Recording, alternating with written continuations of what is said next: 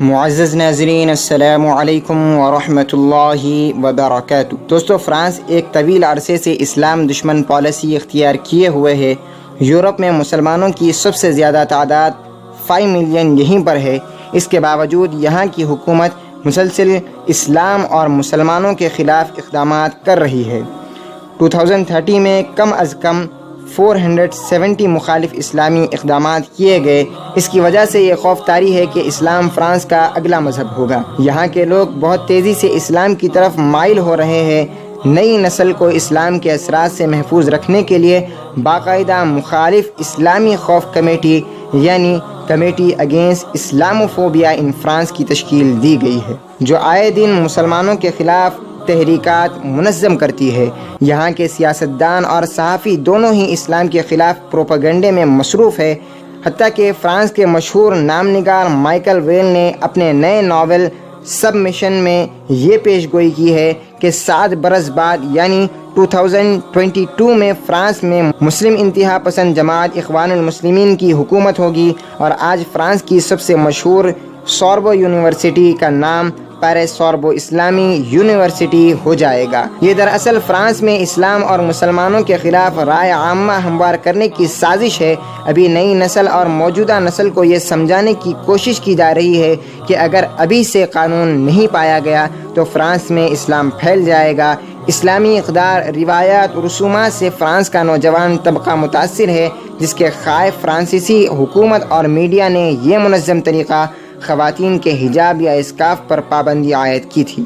France کے اس رویے پر اسلامی ممالک نے دبے دبے لہجے میں احتجاج کیا، تاہم ترکی صدر رجب طیب اردوغان نے ڈٹ کر مقابلہ کیا اور فرانس کو دو ٹوک لہجے میں مشورہ دیا کہ وہ اسلام کے بڑھتے ہوئے اثرات کو روکنے کی بجائے اسلام کے خوف کو ختم کرے۔ یہ خوف یورپی سماج کے لیے نقصان دہ ہے، اس سے یورپی اقدار متاثر ہو سکتے ہیں۔ یہاں یہ بات قابل ذکر ہے کہ اسلام فرانس کا دوسرا بڑا مذہب ہے۔ ایک حالیہ سروے کے مطابق 1,10,000 فرانسیسی شہریوں نے اسلام قبول کیا، اور یہ سلسلہ جاری ہے، جس کی وجہ سے فرانس فکر مند ہے۔ یہ ایک دلچسپ حقیقت ہے کہ 1872 میں فرانس میں مذہبی بنیاد پر مردم شماری یعنی سینسس پر پابندی عائد کی گئی تھی، یہاں تک کہ شہریوں میں کسی قسم کی عدم مساوات یعنی ان ایکوالٹی نہ ہو۔ تاہم مساجد اور مسلمانوں کی بڑھتی ہوئی تعداد خوف زدہ فرانس کو مسلمانوں کی اصل آبادی سے واقفیت ضروری تھی۔ چنانچہ 2010 میں پہلی بار مذہبی بنیاد پر مردم شماری کی گئی۔ اگرچہ یہ سرکاری تعداد و شمار کے مطابق صرف 20 لاکھ مسلمان ہیں، مگر یہ ایک حقیقت ہے کہ مسلمانوں کی آبادی 50 سے 60 لاکھ کے درمیان ہے۔ ناظرین، PEW کے سروے کے مطابق 2010 میں مسلم آبادی 4.7 ملین تھی، اور 2030 تک یہ 7 ملین تک پہنچ سکتی ہے۔ فرانس نے عالمی برادری میں اپنے آپ کو ایک مذہب سیکولر ملک کے طور پر پیش کیا ہے، تاہم یہ ایک حقیقت ہے کہ یہاں مسلمانوں کے ساتھ ہر شعبے حیات میں امتیاز بڑھتا جا رہا ہے۔ اس کا ثبوت اس بات سے ملتا ہے کہ جابس میں صلاحیتوں کے باوجود انہیں نظر انداز کیا جاتا ہے، جس کی وجہ سے تعلیم یافتہ مسلم نوجوان دوسرے ممالک میں روزگار تلاش کرتے ہیں۔ ناظرین، حالیہ عرصے کے دوران مسلمانوں کے خلاف تشدد میں اضافہ ہوا ہے۔ 1980 سے حالیہ عرصے تک کئی فسادات ہوئے، مسلمان مساجد پر حملے کیے گئے، مسلم قبروں کی بے حرمتی کی گئی، ان پر خنزیر کے سر رکھے گئے۔ ان تمام واقعات کے بعد بھی مسلمان ہی کو ملزم ٹھہرایا گیا۔ ناظرین، 1989 سے حجاب کے استعمال پر پابندی کی کوشش کی گئی۔ 1990 میں نارتھ پیرس کے ایک اسکول سے 3 لڑکیوں کو اسکارف پہننے کی وجہ سے اسکول سے نکالا گیا۔ ان لڑکیوں نے اسکول انتظامیہ کے خلاف اپنی آوازیں بلند کی، لیکن اسکول ٹیچرز نے اسکارف کے خلاف مظاہرہ کیا۔ 1994 سے سینکڑوں لڑکیوں کو اسکارف پہننے کی سزا کے طور پر اسکولوں سے نکال دیا گیا۔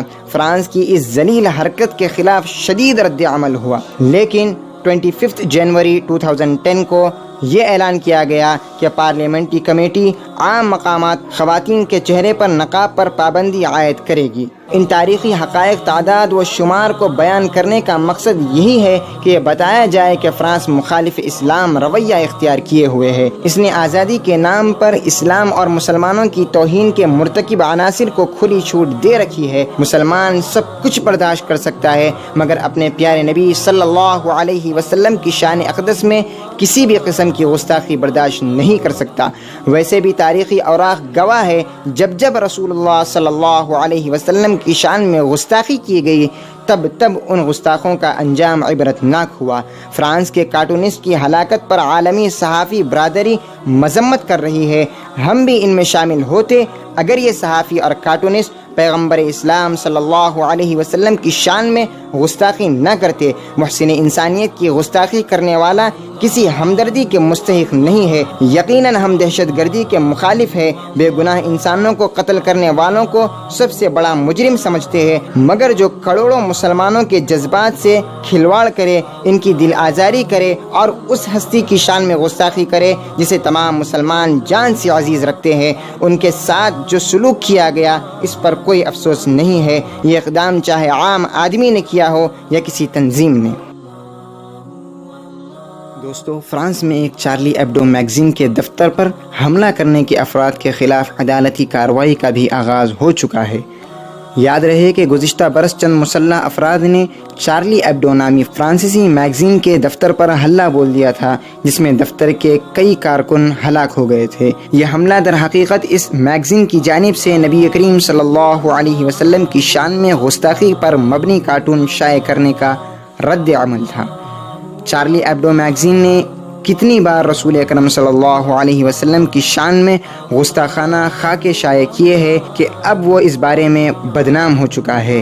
5 سال پہلے جب اس میگزین نے پہلی بار گستاخانہ عمل انجام دیا تھا تو دنیا بھر میں اس کے خلاف شدید رد عمل ظاہر ہوا تھا، لیکن آزادی اظہار، فریڈم آف اسپیچ کی آڑ میں یہ میگزین مسلسل اسلامی مقدسات کی توہین کرتا آ رہا ہے۔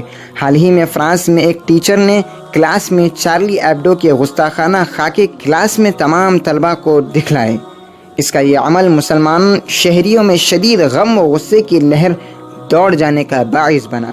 فرانس کے مسلمان شہریوں نے اسکول انتظامیہ سے اس گستاخ ٹیچر کو نکال باہر کرنے اور اس کے خلاف عدالتی کارروائی کا مطالبہ بھی کیا، لیکن اس جائز مطالبے پر کوئی توجہ نہیں دی گئی۔ ایک مسلمان نوجوان نے خنجر سے وار کر کے اس گستاخ رسول کو موت کے گھاٹ اتار دیا۔ اس واقعے سے فرانسیسی حکمرانوں سمیت تمام مغربی میڈیا نے اسلام اور مسلمانوں کے خلاف شدید پروپیگنڈے اور نفسیاتی جنگ کا آغاز کر دیا۔ فرانسیسی صدر میکرون نے بھی ہلاک شدہ گستاخ رسول صلی اللہ علیہ وسلم کے ساتھ اظہار ہمدردی کرتے ہوئے نئے قانون کی تشکیل کا اعلان کیا۔ یہاں یہ اہم سوال پیدا ہوتا ہے کہ عالمی سطح پر شدید مخالفت اور مذمت کے باوجود فرانسیسی حکمران نبی کریم صلی اللہ علیہ وسلم کی شان میں گستاخی کے اس سلسلے کے خلاف آواز بلند کیوں نہیں کر رہے ہیں؟ اس کا ممکنہ جواب یہ ہے کہ فرانسیسی حکمران جان بوجھ کر ایسی پالیسی اپنائے ہوئے ہیں۔ وہ اپنے ملک میں عوام کی جانب سے دین حق کی جانب تیزی سے بڑھتے ہوئے رجحانات اور معاشرے میں اسلامی تعلیمات کے پھیلاؤ سے شدید خوف زدہ ہے۔ لہٰذا مغربی حکام خاص طور پر فرانسیسی حکمرانوں کی جانب سے اسلامی مقدسات کی توہین کی حوصلہ افزائی ایک مقصد مسلمانوں کو شدت پسندانہ اقدامات پر اکسا کر ایسے اقدامات کے ذریعے اسلام اور مسلمانوں کا چہرہ بدنام کرنا ہے۔ دوسرا مقصد معاشرے میں اسلام کے تیزی سے جاری پھیلاؤ کو روکنا بھی ہے۔ بہرحال دوستو، مسلمان ہر چیز کو برداشت کر سکتا ہے، لیکن رسول عربی صلی اللہ علیہ وسلم کی شان میں گستاخی کو قطعاً برداشت نہیں کر سکتا۔ لہٰذا ان پیسوں کے پجاریوں کو ہم انہی کی زبان میں جواب دیں گے، اور جس طرح عالم اسلام ان کی مصنوعات و پروڈکٹس کا بائیکاٹ کر رہے ہیں، ہم بھی یہ عہد کر لیں کہ حب رسول صلی اللہ علیہ وسلم کی خاطر آج ہی سے ان کا بائیکاٹ اس طرح کریں گے کہ ان کا جوش و ہوش دونوں ٹھکانے آ جائے گا۔ دوستو، اسی مختصر سی بات پر میں اپنی گفتگو کو ختم کرتا ہوں۔ اللہ تبارک و تعالیٰ سے دعا ہے کہ اللہ تبارک و تعالیٰ آپ کو، مجھ کو اور ہم سب کو کہنے سننے سے زیادہ توفیق عمل عطا فرمائے۔ السلام علیکم، الی اللقاء۔